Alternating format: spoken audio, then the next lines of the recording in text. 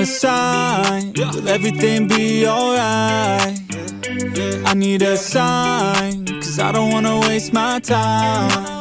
Sometimes I don't wanna wake up, I feel tired in my bed, wanna lay up, watch TV instead, about fake love. Let the drama unfold with my brain numb. Yeah, I'm still digesting everything that's going on, second guessing if this world is a place worth saving. I feel lost in this world as of lately. Give me a sign. Now in today's video we're going to be rehousing my mourning geckos. Now these are a very small species of gecko found all around Southeast Asia and a lot of the Pacific Islands. These get to around 4 inches long and live for around 10 to 15 years. Now what is really cool about these are parthenogenic, which means they do not need a male to reproduce, as nearly all mourning geckos are female. I do believe males exist, but they are very rare and the chances are they are infertile. Once mature, these little geckos will lay 1 to 2 eggs every 4 to 6 weeks. Now their eggs are sticky and they lay them in lots of different places, from bits of cork bark to the side of your tank, anywhere really. So they are currently in this 5.8 litre Braplast tub, which has been great, you know, while they were babies, for them to grow on. But now we are going to be transferring them to an Exoterra.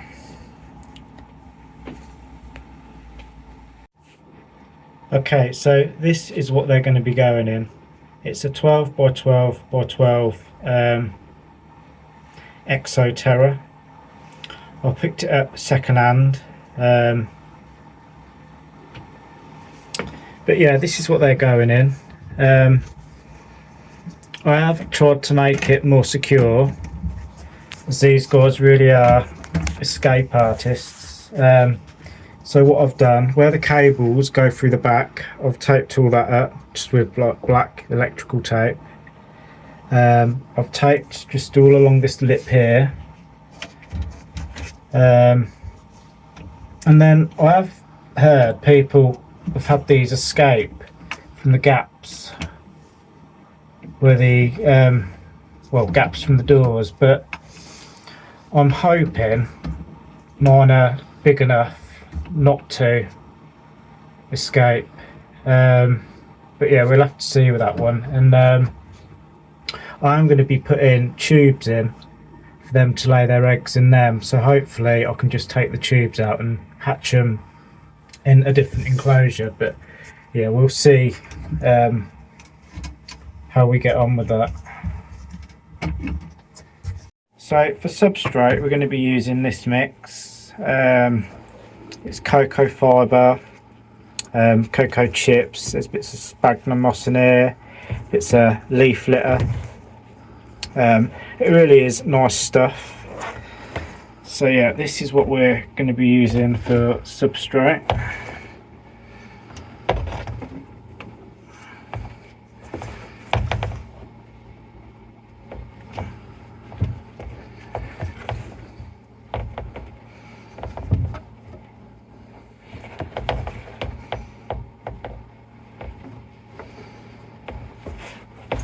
But yeah, really dreading trying to catch all these little ones. As when I first got them,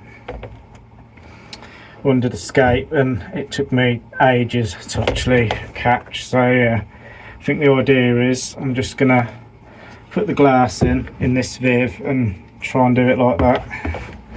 So if I do get any escapees, they're contained.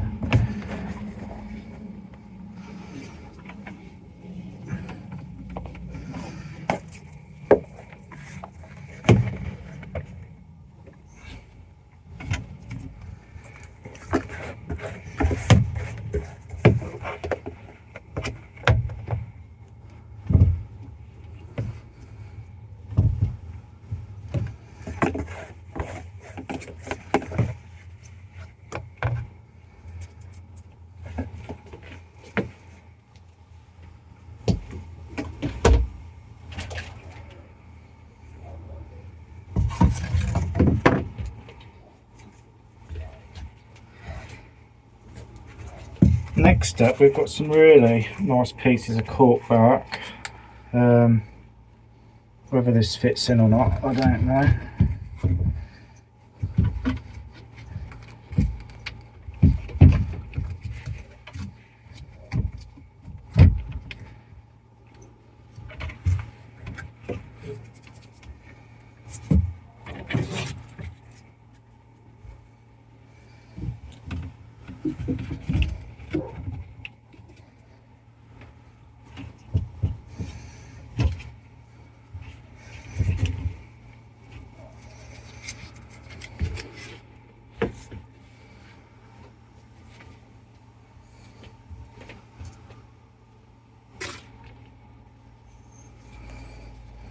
Now we have got this little rubber plant as well, which I've actually grown this from a cutting.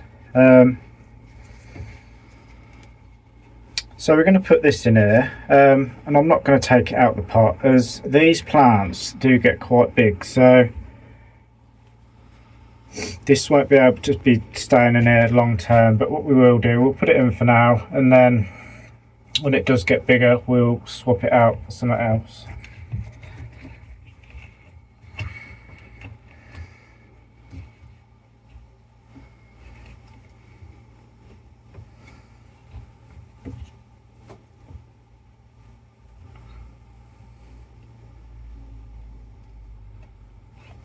I just like that or not.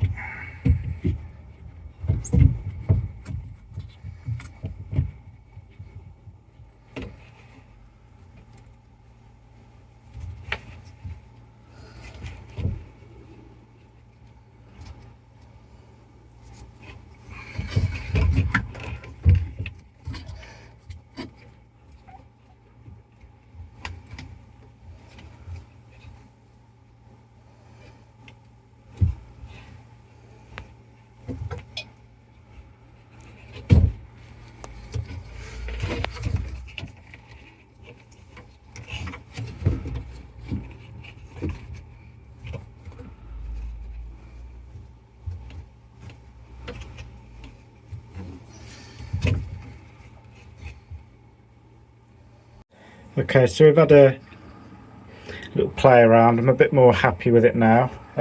What I did do was use these bits of slate to keep this plant pot in place.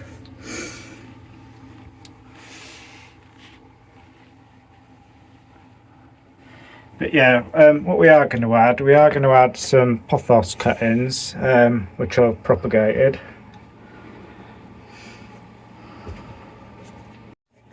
So we are going to add this bit of pothos.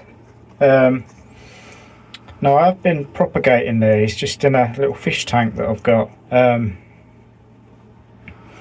yeah, really nice roots on it already. So hopefully this will do alright in here.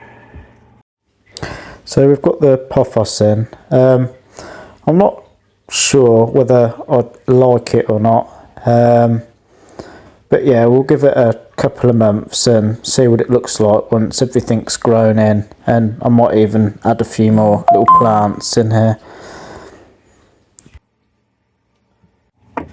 Okay, so these geckos are going to be laying eggs soon, and the idea is I want to be able to just remove the eggs. But again, this is going to be just more of an experiment really. Knowing my luck, they're probably going to lay them all over the cork bark and on the sides of the glass. But yeah, what I have done, I've made up these. Now I do believe you can actually just go out and buy these. But yeah, we're just making do with what we've got here at the minute. So this is just a bit of corrugated tube that I've cut up, and some suckers I had left over from my fish tank. So all I've pretty much done with these is put a little hole in the tube and pushed it through. As these suckers have got a bit like a bigger end to them, so they stay in place. Now whether they're going to lay in these, I don't know, because the tubing is ridged, and I do believe they like to lay their eggs on smoother surfaces. But you know, we've paid nothing for it, so we're going to give them a go. But yeah, really simple to make. I've literally just been putting a little hole in with a penknife, just a case of pushing.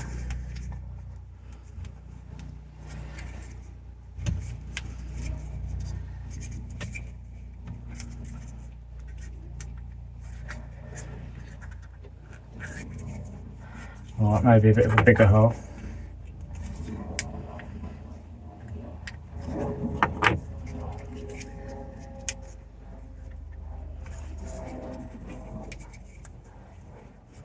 Yeah, so once you give them a twist, that's pretty solid. That ain't going anywhere. So yeah, the plan is we're just gonna probably help and give a bit of a mist down the glass. We will give it a proper spray over when we're finished, but yeah, that's the idea anyway, guys. We're gonna,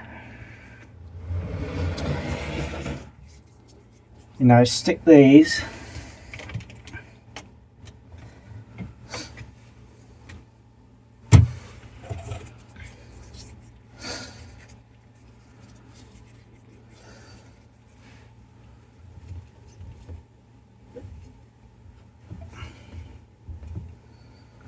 kind of everywhere and just hope that they lay the eggs in the bits of tube. But yeah, it's more of an experiment really. But right, let's give this a real good mist down.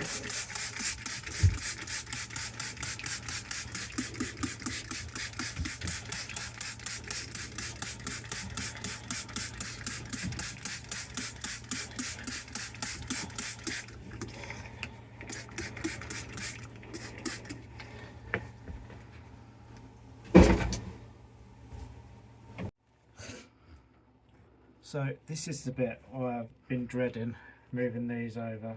We have put the glass in this viv, and to be fair, thinking of it, I'm probably going to put the other one in, just in case we do get any escapees, and then at least they're contained. But yeah, wish me luck, because I don't want any escapees down here.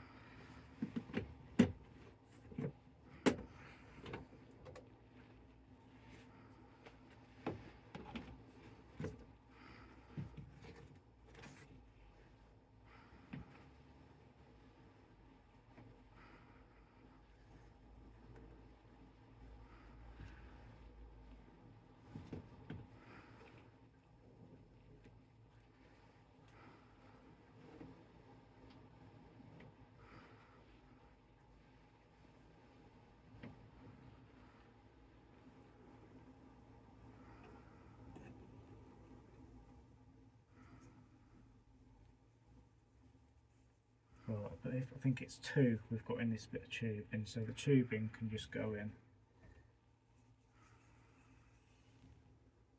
Yeah, two.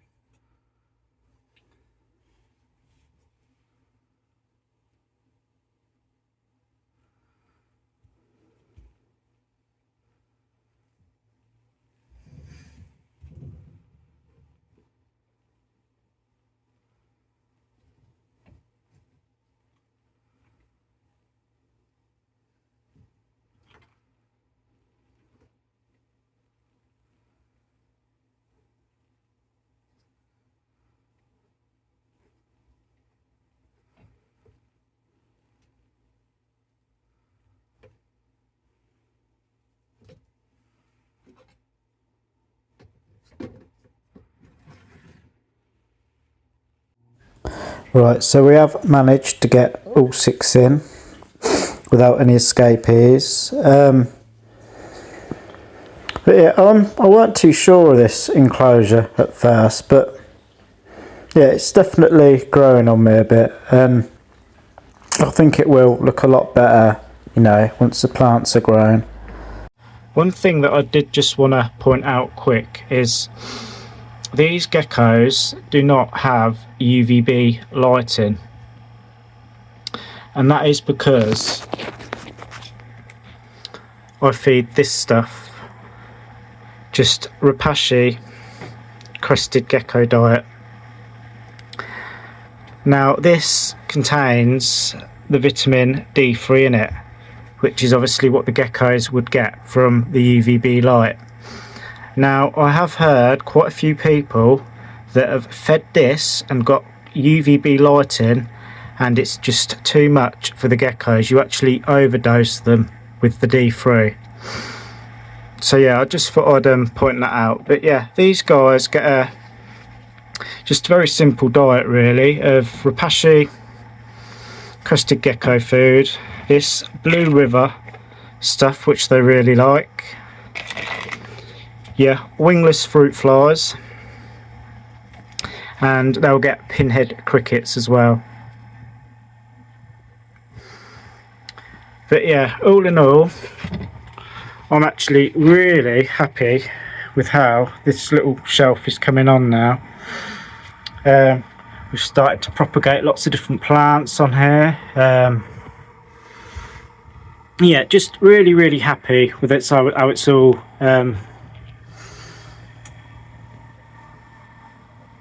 turning out.